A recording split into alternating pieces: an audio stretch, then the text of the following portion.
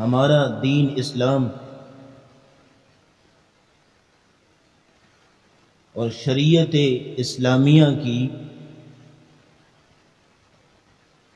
دو بنیادیں ہیں. ایک کتاب اللہ قرآن مجید ہے، اور دوسرا حدیث رسول اللہ صلی اللہ علیہ وسلم. ہمارے کلمہ کے بھی دو حصے ہیں، لا الہ الا اللہ ایک حصہ ہے، اور دوسرا محمد الرسول اللہ صلی اللہ علیہ وسلم. شریعت اسلامیہ کی بنیاد دو چیزوں پہ، ایک قرآن ہے اور ایک رسول اللہ کی سنت اور حدیث. اللہ رب العزت نے جب آدم اور حوا علیہم السلام کو دنیا میں بھیجا تھا تو ساتھ میں یہ کہہ کر بھیجا، فَإِمَّا يَأْتِيَنَّكُم مِّنِّي هُدًى فَمَن تَبِعَ هُدَايَ فَلَا خَوْفٌ عَلَيْهِمْ وَلَا هُمْ يَحْزَنُونَ. تم دونوں زمین میں جاؤ، میری طرف سے تمہارے پاس ہدایت آئے گی. منی ہدن، اللہ کہہ رہے ہیں میری طرف سے ہدایت آئے گی. فمن تبع ہدایا، جس نے میری اس ہدایت کی پیروی کر لی، فلا خوف علیہم ولا هم یحزنون، کسی بھی قسم کی فکر اور پریشانی اس بندے کے نصیب میں نہیں ہوگی، نہ دنیا میں نہ. منی ہدن، میری طرف سے ہدایت آئے گی. اس میں دو چیزیں ہیں، ایک قرآن ہے اور دوسرا حدیث. قرآن بھی اللہ کی طرف سے ہے اور حدیث بھی اللہ کی طرف سے، لیکن ان دونوں چیزوں میں بڑا بنیادی فرق ہے. دونوں وحی ہیں، قرآن بھی اللہ کی وحی ہے اور حدیث بھی اللہ کی وحی ہے. جبکہ دونوں میں فرق یہ ہے، قرآن کو وحی جلی کہتے ہیں اور حدیث کو وحی خفی. قرآن اعلانیہ وحی ہوتا تھا اور حدیث خفیہ وحی، جو دل میں القاء کیا جاتا تھا، دل میں بات ڈالی جاتی تھی رسول اللہ. قرآن وحی مطلوع ہے جس کی تلاوت کی جاتی، جبکہ حدیث غیر مطلوع ہے جس کی تلاوت نہیں ہوتی. قرآن وحی باللفظ ہے، یعنی وربل ریویلیشن، ایک ایک لفظ جو ہے وہ اللہ کی طرف سے ہے اور پھر رسول اللہ صلی اللہ علیہ وسلم نے امت کو سکھایا. جبکہ حدیث وحی بالمعنی ہے، جس کا ایک مفہوم منتقل کیا گیا ہے. اور آخری بات فرق کے حوالے سے، قرآن اللہ کی طرف سے ہے، اس کے الفاظ اور کلمات بھی اللہ کے ہیں. حدیث بھی اللہ کی طرف سے ہے، لیکن الفاظ اور کلمات کس کے ہیں؟ رسول اللہ صلی اللہ علیہ وسلم. یہ بنیادی فرق قرآن میں اور حدیث میں. لیکن انسانیت کی ہدایت کے لیے دونوں ہی بے حد ضروری ہیں. ان دونوں کو انسان تھامے گا تو ہدایت مکمل ہوگی.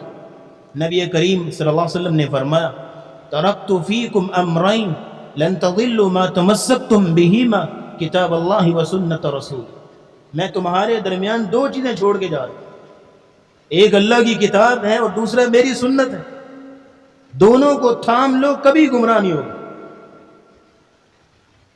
ہم جہاں قرآن کو پڑھنے، قرآن کو سمجھنے اور اس حوالے سے لوگوں کو ترغیب دیتے ہیں اور آگاہی پیدا کرتے ہیں، وہاں ہدایت کا جو دوسرا منبع اور سورس ہے حدیث، اس کو پڑھنے، اس کو سمجھنے اور اس کی تبلیغ کے حوالے سے بھی آگاہی پیدا کرنی چاہیے۔ تو آج کا خطبہ جمعہ خصوصاً حدیث کے اوپر، کہ جہاں قرآن کو پڑھنے کی ترغیب ہم دیتے ہیں، وہاں حدیث کی طرف بھی لوگوں کی رغبت۔ تو آج کا موضوع رکھنے کا مقصد یہ ہے کہ حدیث کی طرف بھی لوگوں کی آگاہی ہو، حدیث کو بھی لوگ تھامیں۔ اس حوالے سے کچھ علمی گفتگو ہوگی آج انشاءاللہ۔ سب سے پہلے نمبر پہ حدیث کہتے کسے ہیں، یہ بات لوگ، حدیث کیسے کہتے ہیں؟ حدیث گفتگو کو کہتے ہیں، حدیث بات کو کہتے ہیں، حدیث کلام کو کہتے ہیں، ڈسکشن کو حدیث کہتے ہیں۔ اللہ نے اپنے کلام کو بھی حدیث کہا ہے، اللہ نزل احسن الحدیث، اللہ نے سب سے بہترین کلام جو ہے اللہ نے اتارا ہے، قرآن حدیث کا ہے۔ اور فرمایا ومن اصدق من اللہ حدیثا، اللہ سے بڑھ کے سچی بات کس کی ہو سکتی ہے؟ وہاں بھی لفظ حدیث بولا، لیکن یہ لفظ حدیث مشہور ہے رسول اللہ صلی اللہ علیہ وسلم کے کلام اور آپ کی گفتگو کے ساتھ۔ جیسے ہی لفظ حدیث بولا جاتا ہے تو ذہن کس طرف جاتا ہے؟ رسول اللہ کی طرف، یہ مشہور ہے۔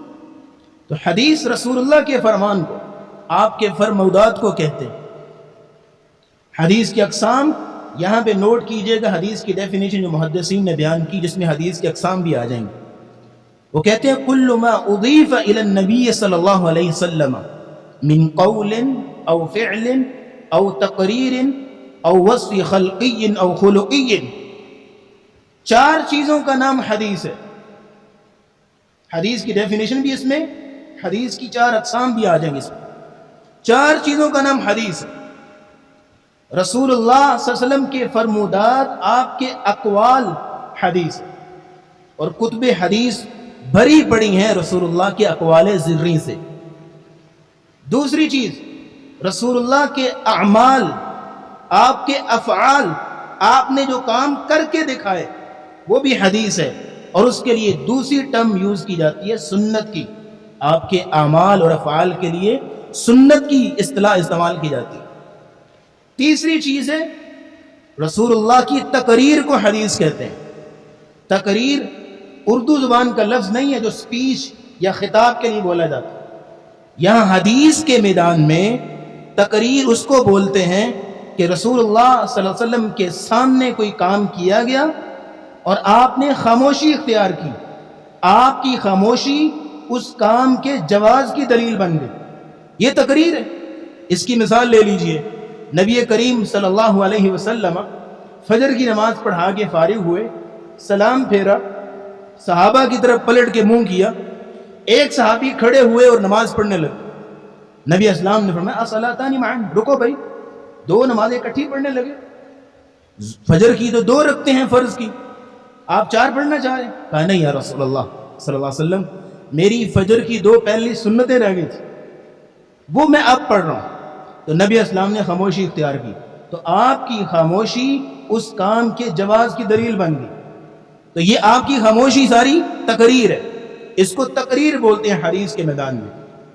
چوتھی چیز ہے آپ علیہ السلام کے جو اخلاقی صفات ہیں، آپ کا اخلاق کیسا تھا، آپ علیہ السلام کا بولنے کا انداز کیسا تھا، آپ کی مہمان نوازی کیسی تھی، جو اخلاقی صفات ہیں، اور جو آپ کی تخلیقی صفات ہیں، آپ کا حلیہ مبارک کیسا تھا، آپ علیہ السلام کا چہرہ مبارک کیسا تھا، آپ کے سونے کا انداز کیسا تھا، یہ کیا ہے؟ آپ کی تخلیقی صفات، ان کو بھی حدیث کہتے ہیں۔ تو حدیث چار چیزوں کا نام، خلاصہ آپ کے سامنے، آپ کے اقوال فرمودات، رسول اللہ کے افعال یعنی سنت، رسول اللہ کی تقاریر، اور رسول اللہ کی اخلاقی اور تخلیقی صفات، یہ چار چیزوں کا نام حدیث ہے۔ اور جتنی بھی آپ احادیث کی کتب اٹھا لیں، آپ کو یہ چاروں قسم کی احادیث ملیں گی۔ حدیث کا مفہوم اور اس کی اقسام بیان کرنے کے بعد تیسری بات نوٹ کیجئے، حدیث کی اہمیت اور اس کی فضیلت کیا ہے. جیسے ہم قرآن کی فضیلت بیان کرتے ہیں، آپ کے سامنے 7 نکات حدیث کی اہمیت کے حوالے سے. پہلا نقطہ یہ نوٹ کیجئے، حدیث اللہ کی نعمت. حدیث اللہ کی نعمت ہے، پہلا نقطہ. دلیل کیا ہے؟ سورہ بقرہ کی آیت. اللہ فرماتے ہیں وَاذْكُرُوا نِعْمَةَ اللَّهِ عَلَيْكُمْ، اے لوگو اللہ کی نعمت کو یاد کرو. وَمَا أَنزَلَ عَلَيْكُمْ مِنَ الْكِتَابِ وَالْحِكْمَةِ يَعِظُكُمْ بِهِ، کہ اللہ رب العزت نے تمہاری طرف کتاب اتاری ہے اور حکمت اتاری ہے جس کے ذریعے سے تمہارا نبی تمہیں نصیحتیں کرتا ہے. ایک کتاب ہے اور دوسرا حکمت. بولیے ذرا اس کا معنی بھلا کس کو نہیں آتا؟ کتاب سے مراد کون ہے؟ قرآن. اور حکمت سے مراد حدیث ہے. وَاذْكُرُوا نِعْمَةَ اللَّهِ عَلَيْكُمْ، اللہ کی نعمت کو یاد کرو. تو قرآن بھی نعمت ہوا، حدیث بھی نعمت ہوئی. بلکہ اس حدیث کی تبلیغ کرنے کے لیے اللہ نے جو لفظ استعمال کیے سورہ الضحیٰ کے اینڈ پہ، وہی یہ الفاظ تھے، وَأَمَّا بِنِعْمَةِ رَبِّكَ فَحَدِّثْ. اس حدیث کو بیان کرو، یہ اللہ کی بہت بڑی نعمت ہے. اور اللہ نے جب یہ سارا دین مکمل کیا تھا تب بھی اللہ نے لفظ نعمت استعمال کیا. الْيَوْمَ أَكْمَلْتُ لَكُمْ دِينَكُمْ وَأَتْمَمْتُ عَلَيْكُمْ نِعْمَتِي وَرَضِيتُ لَكُمُ الْإِسْلَامَ دِينًا. میں نے تمہارے لیے اسلام کو مکمل کر دیا ہے، دین کو مکمل کر دیا، جو بہت بڑی نعمت ہے. اسلام مکمل ہوا ہے تو کیا مطلب؟ 2 چیزیں مکمل ہوئی، ایک اللہ کا قرآن بھی مکمل ہو گیا اور نبی کی حدیث بھی مکمل ہو گئی. تو حدیث نعمت ہے سب سے پہلی چیز. دوسری چیز، حدیث اللہ کا بہت بڑا فضل ہے. سورۃ النساء کی آیت پڑھیے، بڑی عمدہ آیت. فرمایا وَأَنزَلَ اللَّهُ عَلَيْكَ الْكِتَابَ وَالْحِكْمَةَ وَعَلَّمَكَ مَا لَمْ تَكُنْ تَعْلَمْ وَكَانَ فَضْلُ اللَّهِ عَلَيْكَ عَظِيمًا. اے نبی کریم صلی اللہ علیہ وسلم، ہم نے آپ کی طرف 2 چیزیں اتاری ہیں، کتاب یعنی قرآن اور حکمت یعنی حدیث. 2 چیزیں آپ کی طرف اتاری ہیں. وَكَانَ فَضْلُ اللَّهِ عَلَيْكَ عَظِيمًا. شاید کسی بندے کو قدر نہ ہو، لیکن یہ دونوں چیزیں آپ پر اللہ کا بہت بڑا فضل ہے. اللہ اس کی اہمیت ہمارے دل میں ڈال دے. اس آیت کی روشنی میں آپ سمجھیے کہ اس کی کتنی اہمیت ہوگی جو اللہ رب العزت کہہ رہے ہیں یہ بہت بڑا فضل تھا جو آپ کو اللہ نے دے دیا. تو حدیث اللہ کا بہت بڑا فضل. تیسری بات جو سب سے اہم ہے، حدیث کی اہمیت اس سے بڑھ کے کیا ہوگی کہ یہ کس کے فرامین ہیں؟ رسول اللہ. آپ سنا کلام ہے، آپ کے اقوال، آپ کے کلام سے بڑھ کے کیا بات ہو سکتی ہے؟ اللہ کے بعد سب سے اچھی گفتگو، اللہ کے بعد سب سے عمدہ کلام کس کا ہو سکتا ہے؟ رسول اللہ صلی اللہ علیہ وسلم کا.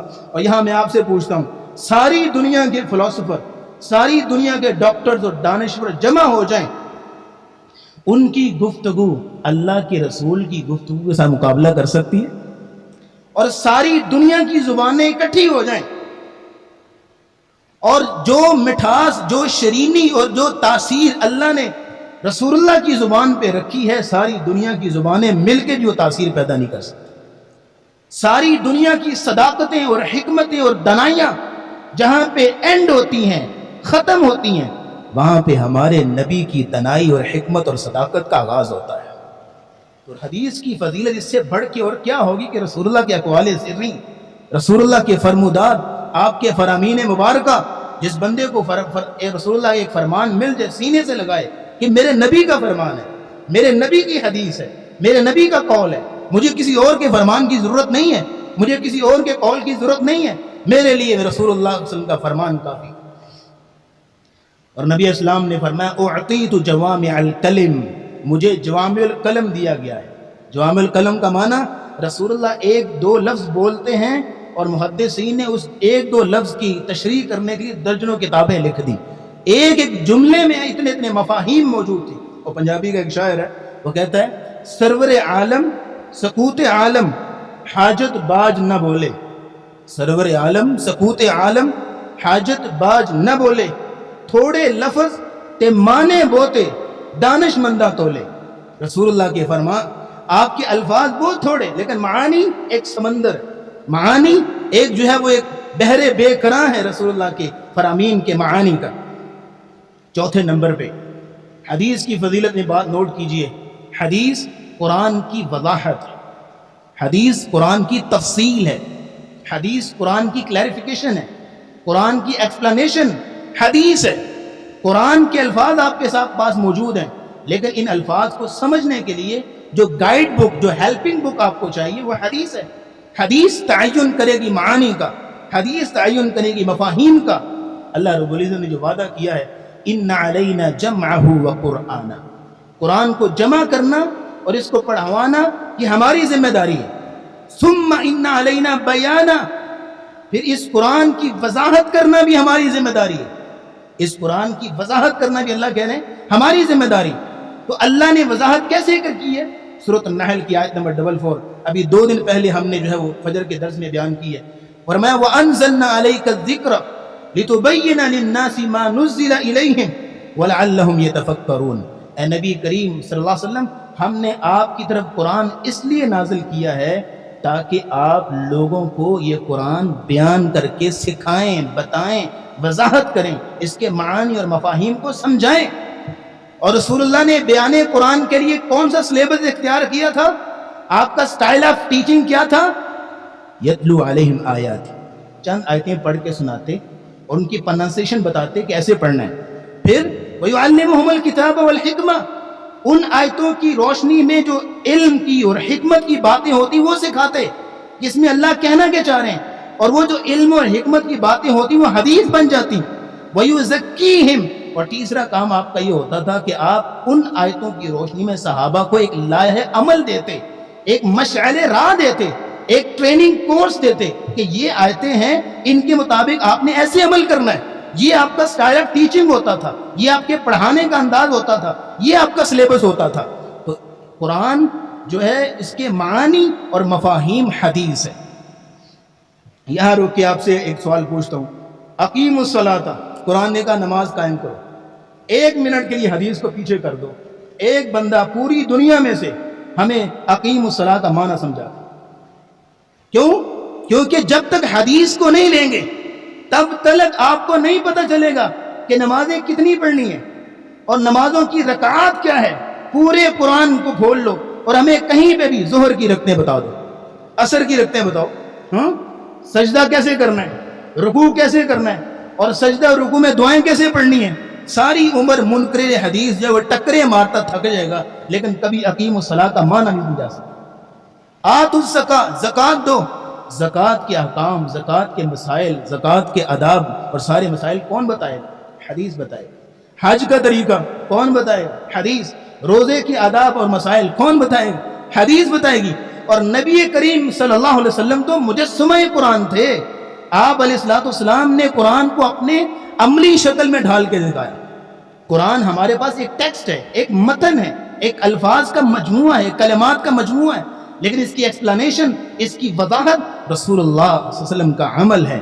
آپ میں سے اکثر لوگوں نے سائنس سبجیکٹ پڑھے ہوں گے، تو سائنس سبجیکٹ میں 2 چیزیں ہوتی ہیں، ایک اس کی تھیوری ہوتی ہے اور ایک اس کا پریکٹیکل ہوتا ہے، یعنی پریکٹیکل کے لیے الگ پیریڈ ہوتا ہے اور تھیوری کے لیے الگ پیریڈ ہوتا ہے۔ تو قرآن جو ہے وہ یہ تھیوری ہے، پھر اس کا پریکٹیکل کون ہے؟ نبی کریم صلی اللہ علیہ وسلم کان خلقہ القرآن، رسول اللہ کا خلق قرآن تھا۔ رسول اللہ صلی اللہ علیہ وسلم قرآن کا خلق تھے، اور خلق سنت اور حدیث کو کہتے ہیں۔ تو بات یہاں پہ واضح ہو گئی کہ حدیث قرآن کی وضاحت ہے اور قرآن کی ایکسپلینیشن ہے، اس لیے کہ ساری دنیا کے اسکالرز اور مفسر اکٹھے ہو جائیں اور قرآن کی تفسیر اور وضاحت کرنے بیٹھ جائیں، جب تک حدیث کی مدد نہیں لیں گے قرآن کی وضاحت نہیں کر سکتے۔ 5ویں چیز یہ نوٹ کیجئے گا، حدیث چیف جسٹس ہے، جس کا اٹل فیصلہ ہے، جس کا جو ہے وہ حتمی فیصلہ ہے۔ قرآن مجید میں اللہ فرماتے ہیں وَمَا كَانَ لِمُؤْمِنٍ وَلَا مُؤْمِنَةٍ إِذَا قَضَى اللَّهُ وَرَسُولُهُ أَمْرًا أَن يَكُونَ لَهُمُ الْخِيَرَةُ مِنْ أَمْرِهِمْ، کسی مومن اور کسی مومنہ عورت کے لیے جائز نہیں ہے کہ جب اللہ اور اس کے رسول کا فرمان آ جائے، جب اس کے سامنے حدیث آ جائے، تو اس بندے کے ذہن میں چونکے چنانچے اگر مگر یہ وہ اور وہ یہ ہو اور کوئی آپشن ہو اس کے ذہن میں، وہ بندہ کبھی مومن نہیں ہو سکتا۔ جب حدیث آ گئی تو پھر اٹل فیصلہ ہو گیا، بس یہی آپشن رہا ہی نہیں ہے۔ ان یکون لہم الخیرہ، خیرہ کا معنی آپشن، کہ کوئی اور چیز پہ عمل کر لو، نہیں، حدیث آ گئی تو کوئی اور آپشن نہیں ہے، صرف حدیث۔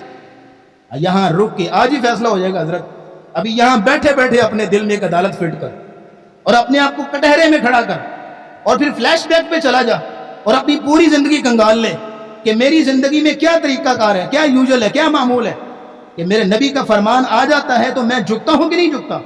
کیا میرے نبی کا فرمان آنے کے بعد میرے دل میں پھر بھی آپشن رہتا ہے، کوئی اور رائے رہتی ہے؟ ابھی فیصلہ ہو جائے گا اور کچا چھٹا نکل آئے گا کہ مومن کون ہے اور غیر مومن کون ہے۔ اللہ نے تو اپنی کبریائی کی قسم اٹھا کے فرمایا فلا وربک لا یؤمنون حتی یحکموک فیما شجر بینہم، اے نبی تیرے رب کی قسم اس وقت تک یہ لوگ مومن نہیں ہو سکتے جب تک آپ کی حدیث کو فائنل ڈیسیژن نہیں مان لیتے۔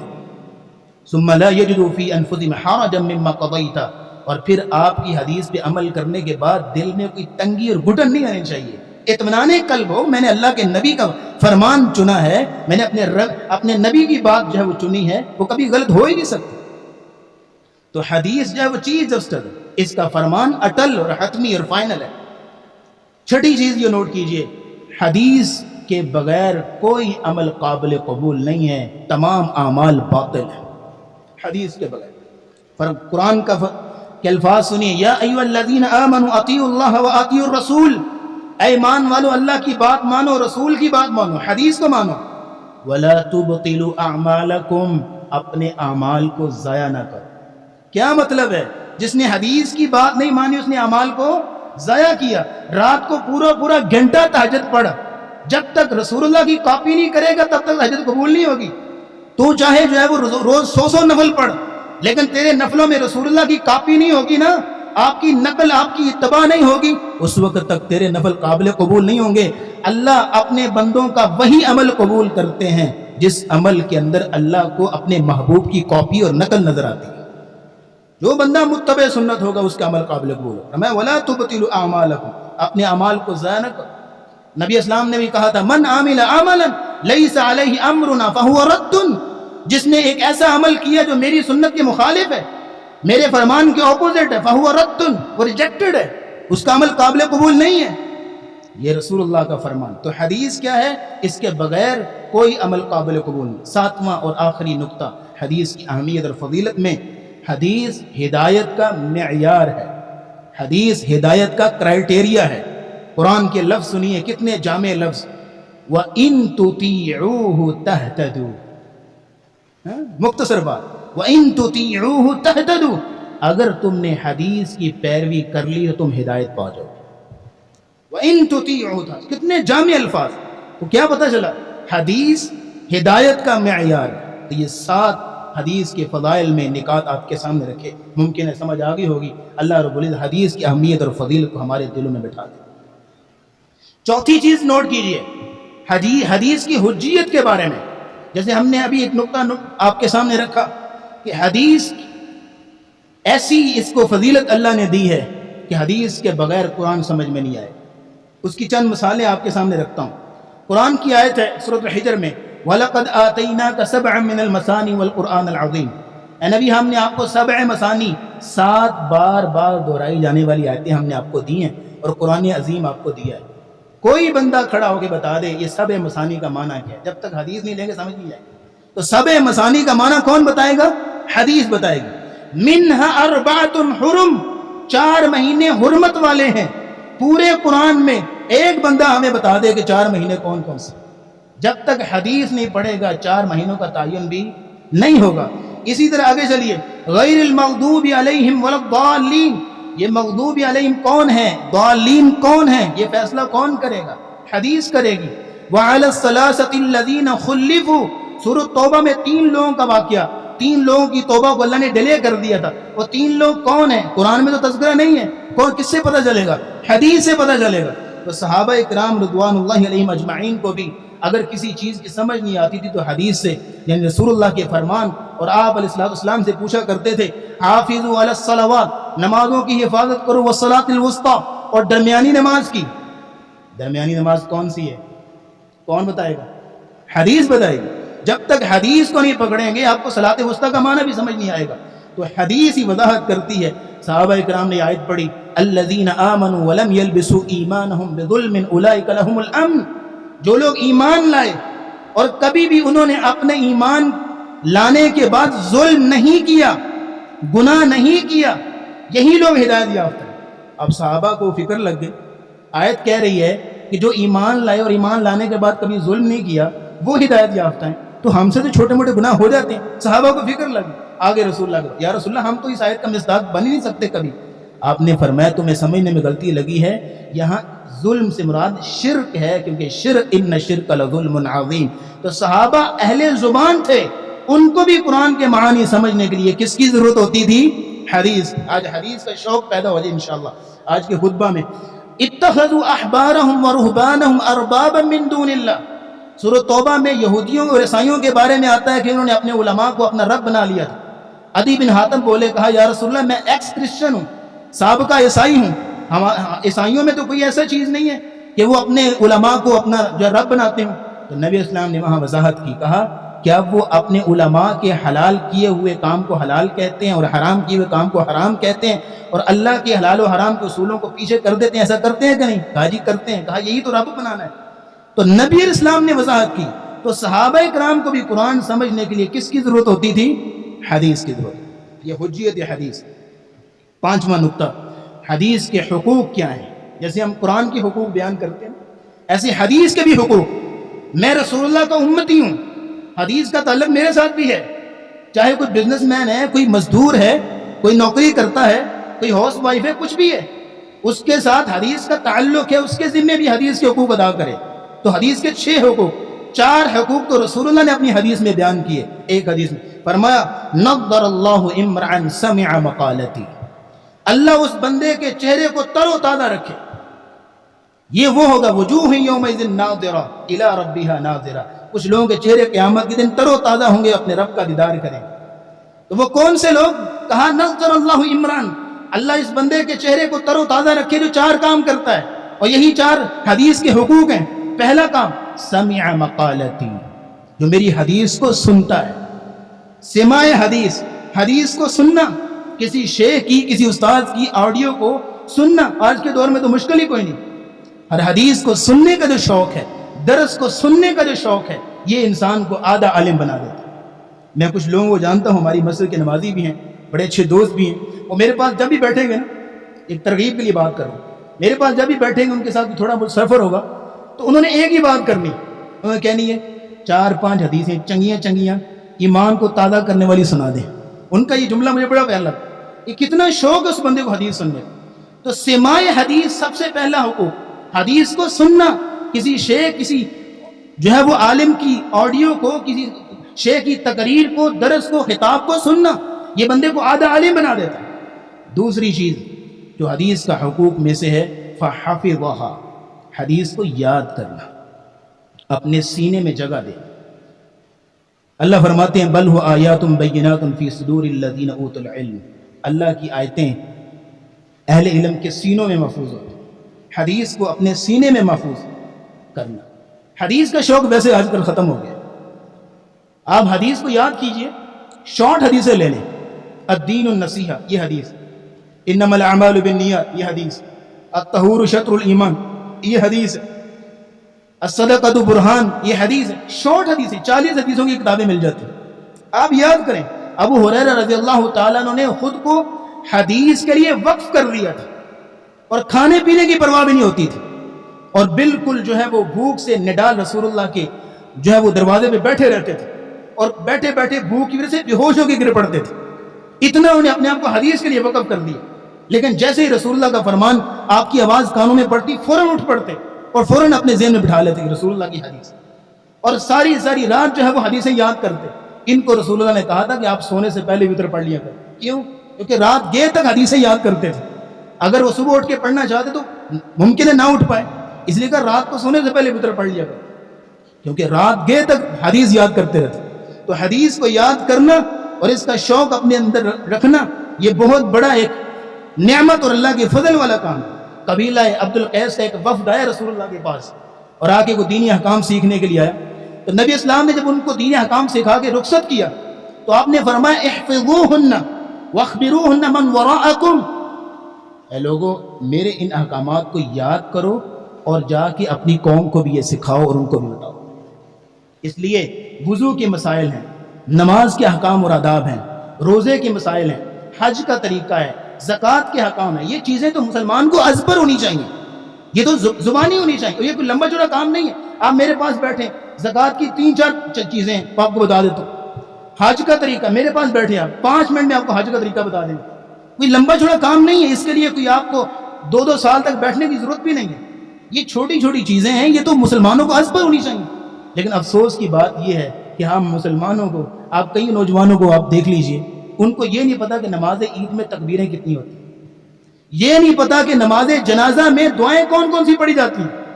آج کو کل کو جانا سب نے ہے، کوئی باپ کوئی ماں کوئی جو ہے وہ قریبی فوت ہو گیا تو یہ ڈنوٹا بن کے وہاں کھڑا ہو گیا، اس کو تو دعائیں نہیں آتی، وہاں کیا بولے گا، وہاں کیا دعائیں مانگے گا، اس کی کیا محبت ہے اپنے باپ سے، یہ اپنے باپ کی آخری رسومات کو ادا نہیں کر سکتا۔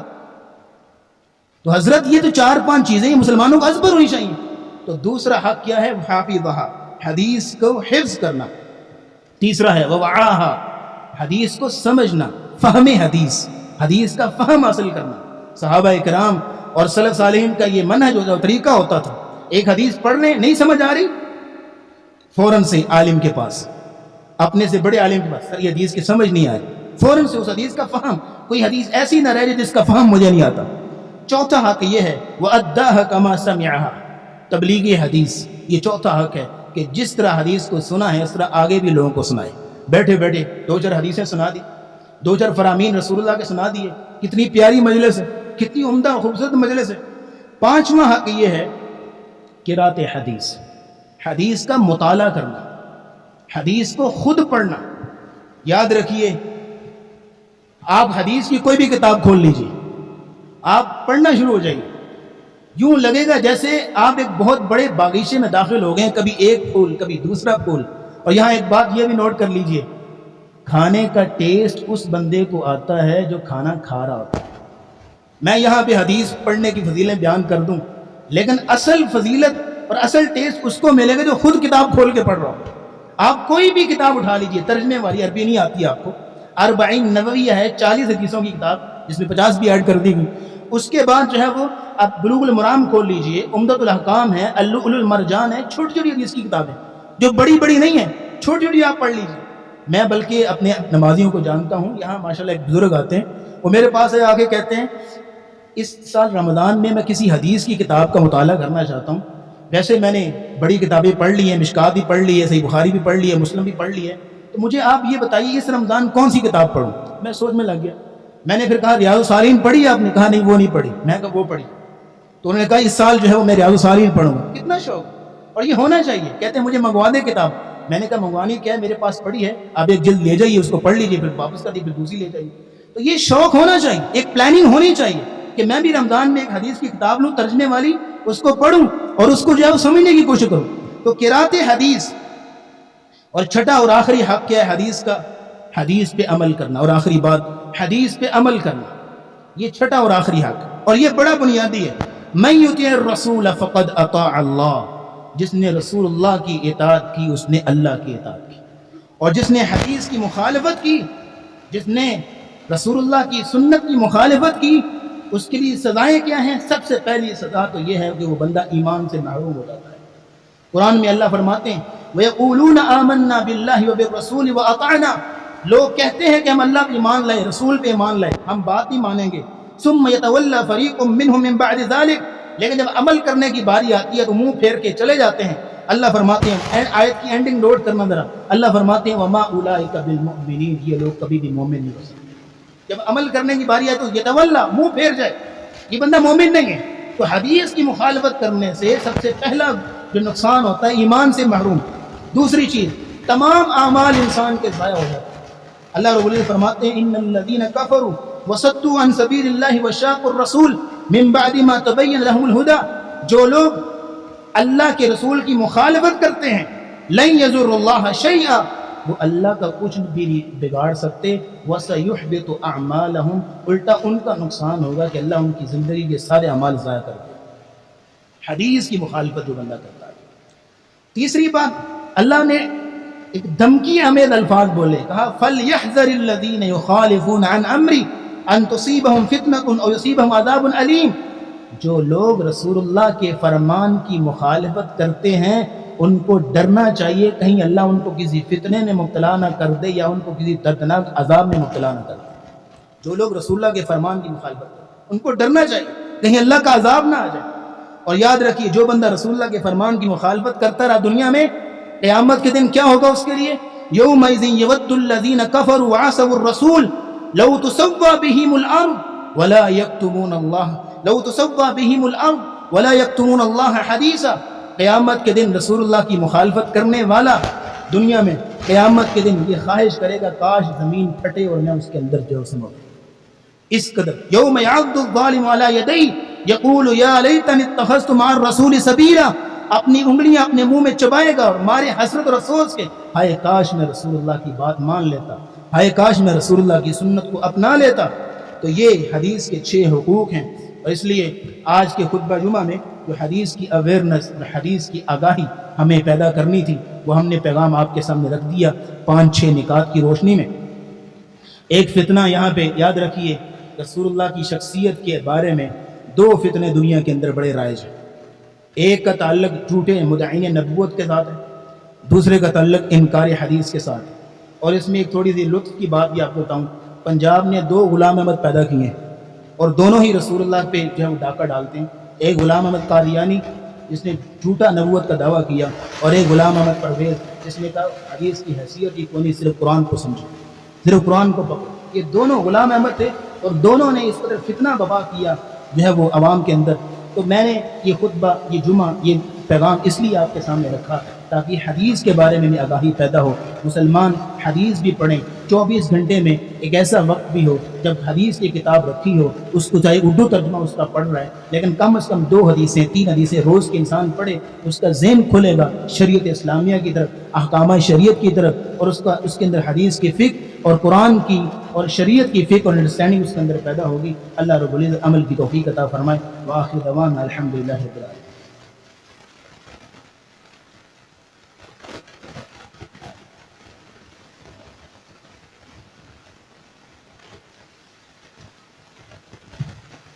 إن الحمد لله نحمده ونستعينه ونستغفره ونعوذ بالله من شرور أنفسنا وسيئات أعمالنا، من يهده الله فلا مضل له ومن يضلل فلا هادي له، ونشهد أن لا إله إلا الله وحده لا شريك له وأن محمدا عبده ورسوله.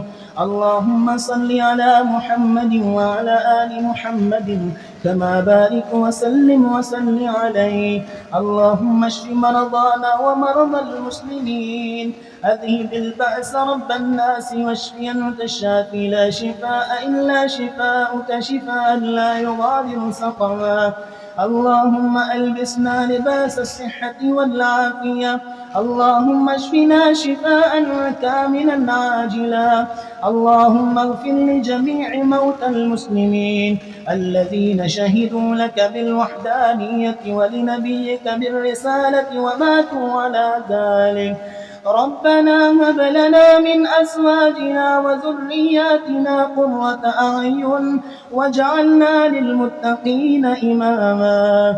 ربنا آتنا في الدنيا حسنة وفي الآخرة حسنة وقنا عذاب النار.